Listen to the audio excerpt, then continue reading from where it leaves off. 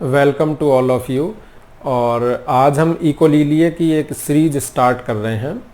Echolalia को generally हम लोग क्या समझते हैं, पेरेंट्स क्या समझते हैं इकोलेलिया को? जैसे मैंने एक बच्चे से सवाल पूछा, व्हाट इज़ योर नेम? बच्चे ने मुझे रिप्लाई किया what is your name, what is your name, और वो इसी चीज़ को रिपीट करता चला गया। सामान्य रूप से हम इसी चीज़ को जो है इकोलेलिया समझते हैं। अगर ये रिपीटेशन इमीडिएटली बच्चे ने किया है या कुछ मिनट्स के अंदर ही कर दिया है तो इसको हम इमीडिएट इकोलेलिया जानते हैं। और अगर ये रिपीटेशन बच्चे ने कुछ घंटे बाद या कुछ दिनों बाद किया है या कुछ वर्षों बाद किया तो इसको हम डिलेड इकोलेलिया बोलते हैं। हमारी इकोलेलिया की नॉलेज बस इन दो ही वर्ड्स के अराउंड कन्फाइंड रहती है और उसमें भी हम इमीडिएट इकोलेलिया पर ही ज़्यादा फोकस करते हैं, इमीडिएट इकोलेलिया को ही ज़्यादा जानते हैं।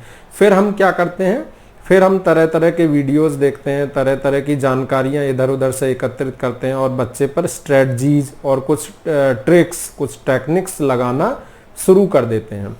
धीरे धीरे क्या होता है, कुछ दिनों बाद हमें लगता है कि हमारी टेक्निक्स वर्क कर रही हैं और बच्चे का इकोलेलिया कम हो रहा है।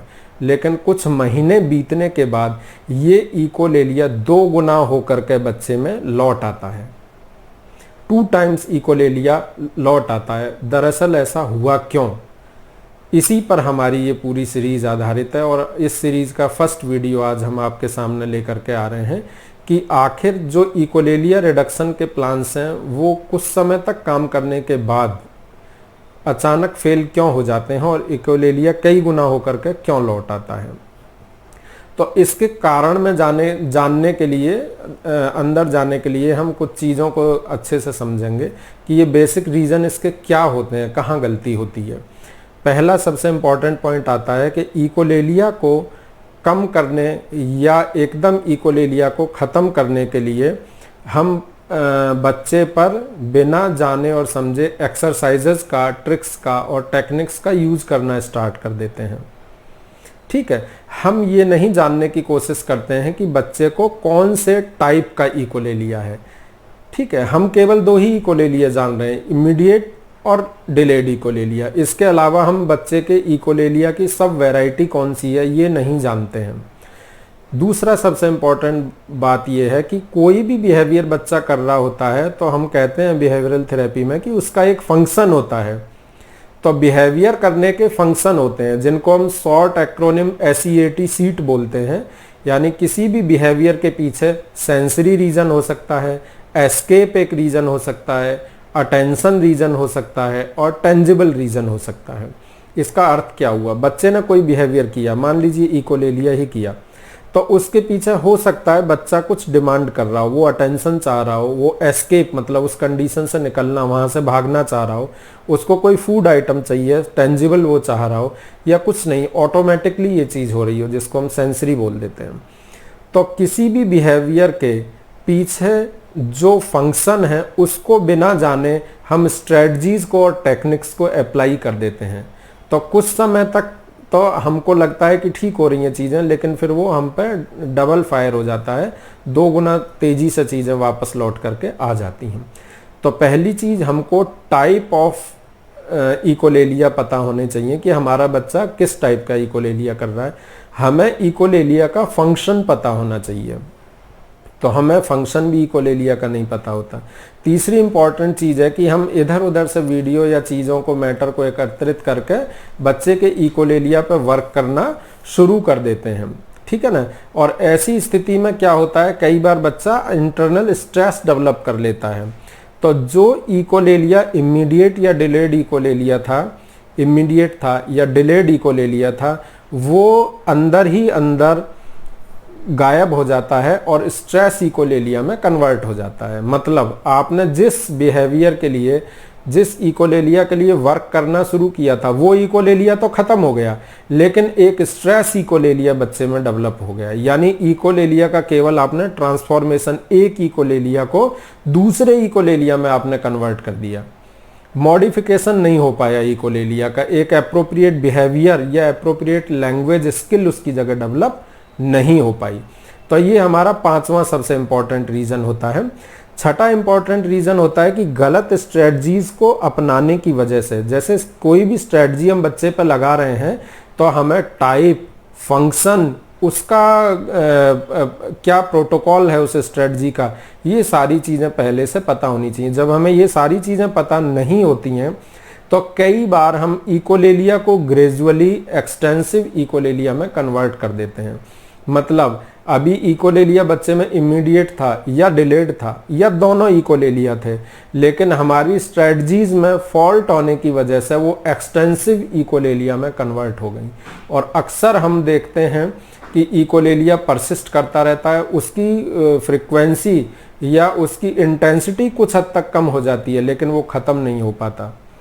तो ये स्ट्रेटजिकली फॉल्ट होने की वजह से ये चीज़ होती है। ASD के, ऑटिज्म स्पेक्ट्रम डिसऑर्डर के 75% बच्चों में इकोलेलिया मिलता है। कुछ रिसर्च कहती हैं 85% में भी इकोलेलिया मिलता है।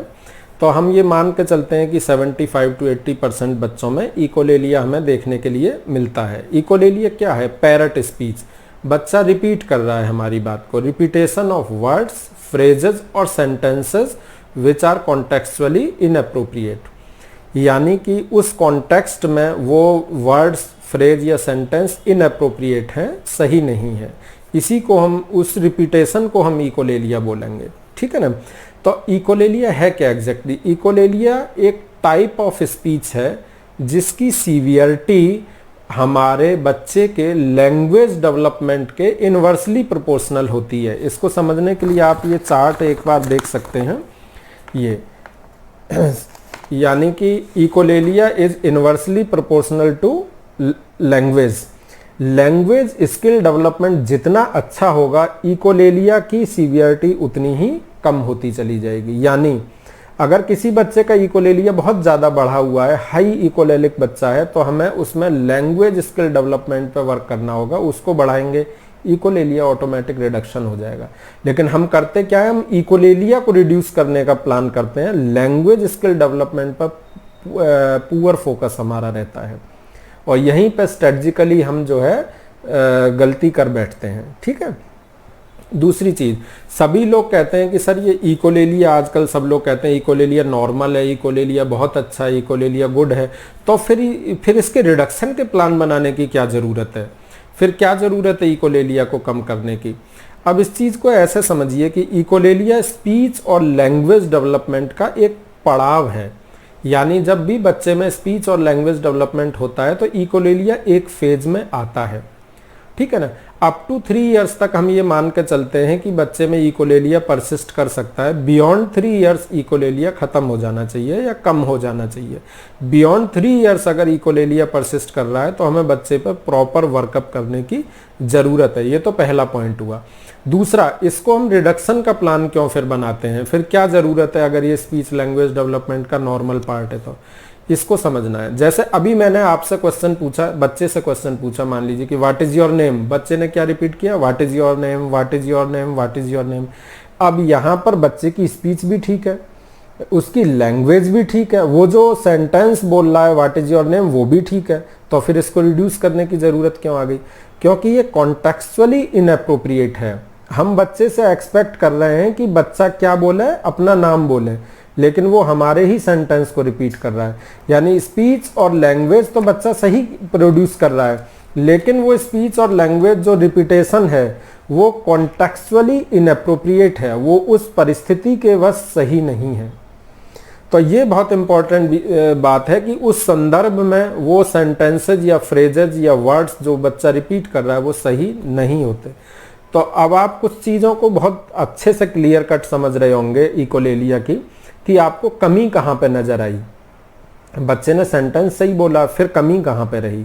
तो पहली चीज़, अंडरस्टैंडिंग में कॉन्टेक्चुअली इनअप्रोप्रिएट होना। कॉन्टेक्स्ट, जिस कॉन्टेक्स्ट में, जिस संदर्भ में बात की कही जा रही है वो बच्चा प्रॉपरली नहीं समझ रहा है, यानी बच्चे की अंडरस्टैंडिंग में प्रॉब्लम है। Point number 1।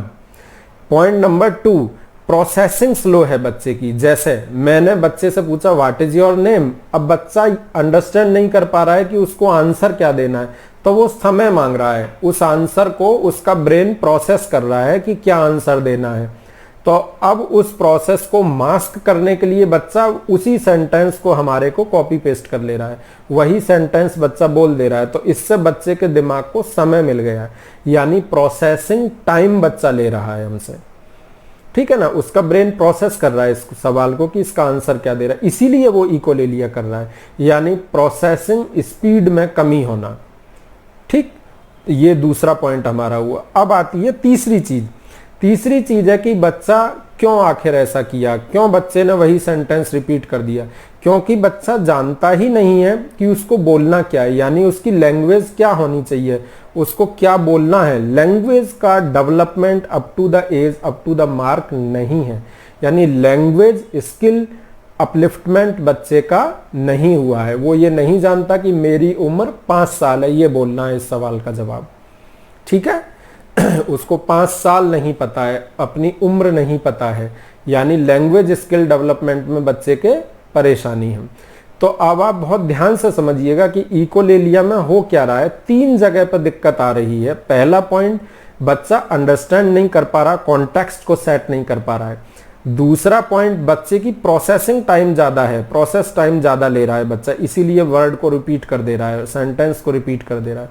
तीसरी चीज, उसको बोलना क्या है, उसका language skill development up to the mark नहीं है। तो इन 3 चीजों में डिफेक्ट होने की वजह से बच्चा हमारा इकोलेलिया को रेगुलरली करता रहता है, और इन्हीं तीनों चीजों को सुधारने की जरूरत होती है। तो इसीलिए इकोलेलिया को रिड्यूस करने के प्लान या मॉडिफाई करने के प्लान किए जाते हैं। परमानेंटली डिलीट इकोलेलिया को नहीं किया जा सकता। इकोलेलिया को हम मॉडिफाई कर सकते हैं बिहेवियर थेरेपी के थ्रू, ठीक है ना। तो अधिकांश केसेस में होता क्या है, जो थर्ड पॉइंट है हमारा लैंग्वेज स्किल डेवलपमेंट, वो पुअर होता है। यानी बच्चे का कॉन्टेक्स्ट भी ठीक है, वो कॉन्टेक्स्ट भी समझ रहा है, उसकी प्रोसेसिंग भी ठीक है, लेकिन उसमें लैंग्वेज डेवलप नहीं हो पाई है, इसीलिए वो इकोलेलिया कर रहा होता है। तो हमें इकोलेलिया को करेक्ट करने के लिए हमको लैंग्वेज स्किल अपलिफ्टमेंट पर प्रॉपरली वर्क करने की ज़रूरत होती है। अगर हम लैंग्वेज स्किल डेवलपमेंट पर प्रॉपर वर्क नहीं करेंगे और इकोलेलिया को रिड्यूस करने के लिए तरह तरह की एक्सरसाइजेज अनप्लान्ड मैनर में करते रहेंगे, तो बच्चे में इन एक्सरसाइजेज से स्ट्रेस डेवलप होगा और बच्चा स्ट्रेस इकोलेलिया में लैंड अप हो जाएगा, ठीक है। तो अब आप समझ गए होंगे कि इकोलेलिया को करेक्ट करने के लिए हमें 3 सॉफ्टवेयर बच्चे के अपडेट करने हैं। पहला, उसका अंडरस्टैंडिंग या कॉन्टेक्स्ट सही हो। दूसरी चीज, उसकी प्रोसेसिंग स्पीड सही हो। तीसरी चीज, उसकी लैंग्वेज स्किल का अपलिफ्टमेंट हो, ठीक है ना। तो यानी कि जैसा आपको हमेशा बताया जाता है कि केवल जो है स्पीच थेरेपिस्ट के थ्रू या स्पीच थेरेपी के थ्रू आप इकोलेलिया को सही कर लेंगे, तो ऐसा नहीं है। स्पीच थेरेपी भी इकोलेलिया रिडक्शन के प्लान का हिस्सा है। बहुत सारे पेरेंट्स आते हैं, ये कहते हैं कि सर इकोलेलिया के लिए तो सिर्फ स्पीच थेरेपी पर्याप्त है और किसी थेरेपी की जरूरत ही नहीं है। नहीं, ऐसा नहीं है। मल्टी डिसिप्लिनरी अप्रोच की जरूरत है इकोलेलिया को कम करने के लिए। बच्चे के फंडामेंटल्स में 3 इंपॉर्टेंट फॉल्ट हैं, इनको इम्प्रूव करने के लिए हमें ABA थेरेपी, बिहेवियर थेरेपी की ज़रूरत है, स्पीच थेरेपी की भी बच्चे को ज़रूरत है, और अदर डिटेल में वर्कअप करके हमें कभी कभी ओरल सेंसरी इंटीग्रेशन थेरेपी की भी ज़रूरत इसके लिए पड़ती है। तो ये मल्टी डिसिप्लिनरी अप्रोच है। आप ये ना समझें कि केवल सिंगल थेरेपी से आप जो है इकोलेलिया को मॉडिफाई करने में कामयाब हो जाएंगे। तो एक पार्ट है, ठीक है ना। ये